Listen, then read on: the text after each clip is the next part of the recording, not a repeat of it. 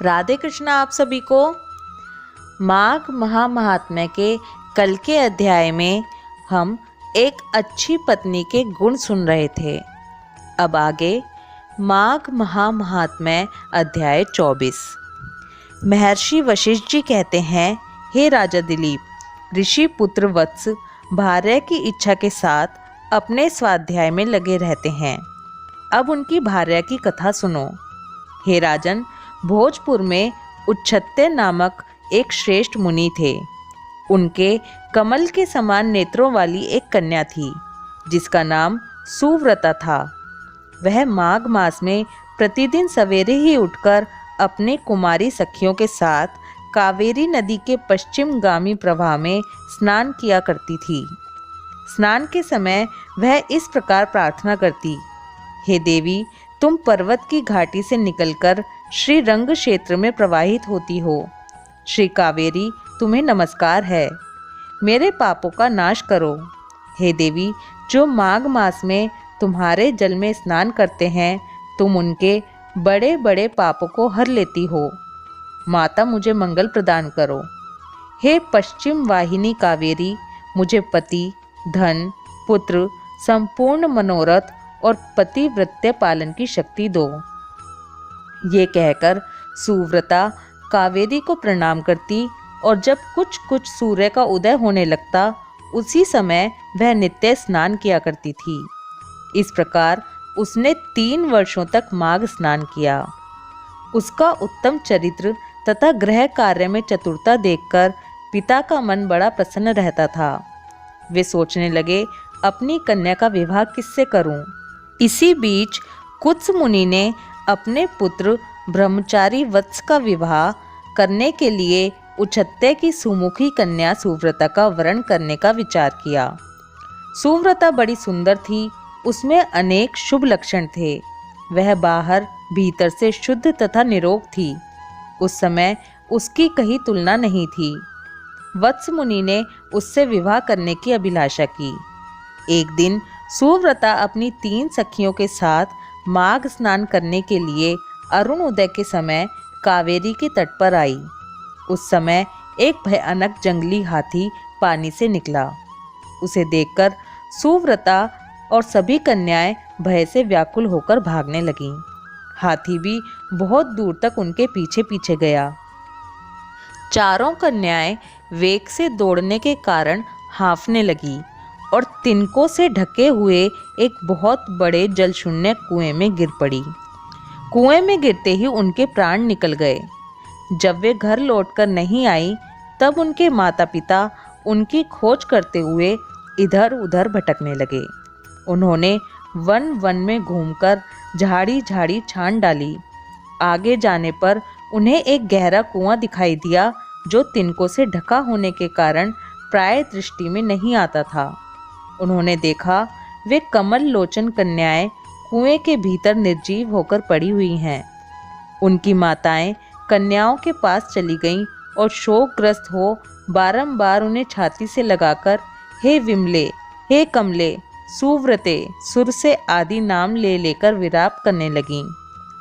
कन्याओं की माताएं जब इस प्रकार जोर जोर से क्रंदन कर रही थीं, उसी समय तपस्या के भंडार, कांतिमान, धीर तथा जितेंद्रिय श्री मृगश्रंग मुनि वहां आ पहुंचे।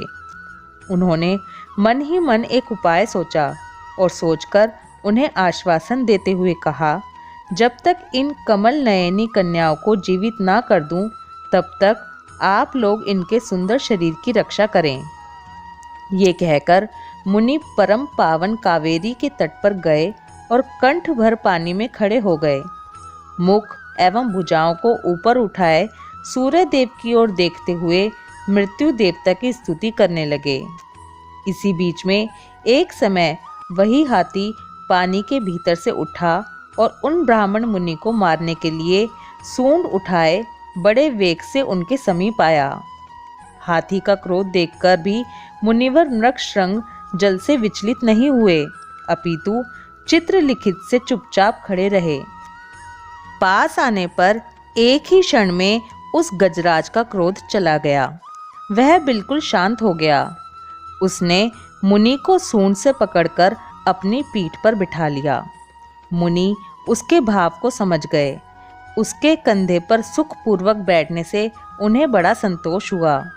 उन्होंने हाथ में जल लेकर कहा, मैंने 8 दिनों के माघ स्नान का पुण्य तुम्हें दे दिया।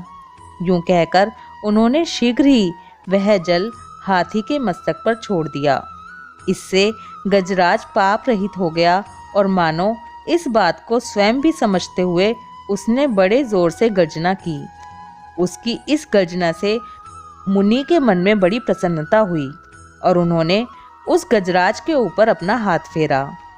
मुनि के हाथ का स्पर्श होने से उसने हाथी का शरीर त्याग दिया और आकाश में देवता की भांति दिव्य रूप धारण किया। ये सब मुनि कुछ आश्चर्य से देख रहे थे। तब दिव्य रूपधारी उस जीव ने कहा, हे मुनीश्वर, मैं कृतार्थ हो गया, क्योंकि आपने मुझे अत्यंत निंदित एवं पापमय पशु योनि से मुक्त कर दिया। हे दयानिधे, अब मैं आपको अपना सारा वृत्तांत बतलाता हूँ। पूर्व काल की बात है।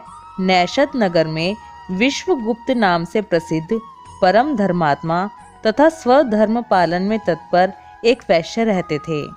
मैं उन्हीं का पुत्र था। मेरा नाम धर्मगुप्त था। स्वाध्याय, यजन, दान, सूत लेना, पशुपालन, गोरक्षा, खेती और व्यापार, यही सब मेरा काम था। हे द्विश्रेष्ठ, मैं अनुचित काम और दंभ से सदा दूर ही रहा। सत्य बोलता और किसी की निंदा नहीं करता था। इंद्रियों को काबू में रखकर अपनी स्त्री से ही अनुराग करता था और परी स्त्रियों के संपर्क से बचा रहता था। मुझ में राग, भय और क्रोध नहीं थे। लोभ और मत्सर को भी मैंने छोड़ रखा था। दान देता, यज्ञ करता, देवताओं के प्रति भक्ति रखता और गौओं तथा ब्राह्मणों के हित में संलग्न रहता था। सदा धर्म, अर्थ और काम का सेवन करता तथा व्यापार के काम में कभी किसी को धोखा नहीं देता था। ब्रह्म लोग जब यज्ञ करते उस समय उन्हें बिना मांगे ही धन देता था। समय पर श्राद्ध तथा संपूर्ण देवताओं का पूजन करता था। अनेक प्रकार के सुगंधित द्रव्य, बहुत से पशु, दूध, दही, मट्ठा, गोबर, घास, लकड़ी, फल, मूल, नमक, जायफल, पीपल, अन्न, साग के बीज, नाना प्रकार के वस्त्र, धातु, ईख के रस से तैयार होने वाली वस्तुएं और अनेक प्रकार के रस बेचा करता था। जो दूसरों को देता था वह तोल में कम नहीं रहता था और जो औरों से लेता था वह अधिक नहीं होता था। जिन रसों के बेचने से पाप होता था उनको छोड़कर अन्य रसों को बेचा करता था। बेचने में किसी भी प्रकार का छल कपट नहीं करता था। जो मनुष्य साधु पुरुषों को व्यापार में ठगता है वह घोर नरक में पड़ता है तथा उसका धन भी नष्ट हो जाता है। मैं सब देवताओं, ब्राह्मणों तथा गौओं की प्रतिदिन सेवा करता और पाखंडी लोगों से दूर रहता था। हे मुनि, किसी भी प्राणी से मन, वाणी और क्रिया द्वारा ईर्ष्या किए बिना ही जो जीविका चलाई जाती है वह परम धर्म है। मैं ऐसी ही जीविका से जीवन निर्वाह करता था। माघ महात्म्य 24वां अध्याय समाप्त। ओम नमो भगवते वासुदेवाय नमः। राधे कृष्णा।